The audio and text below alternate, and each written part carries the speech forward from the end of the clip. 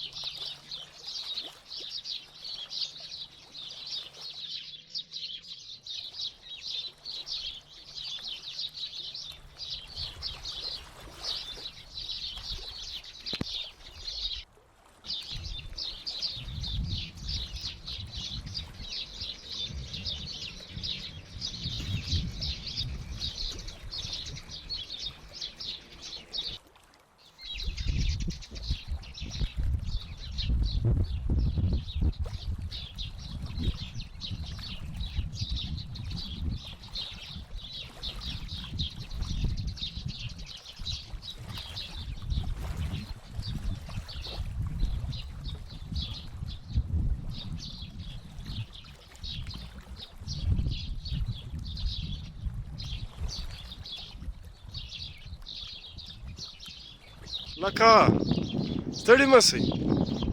چا زامن یاست؟ دواړه؟ ښه.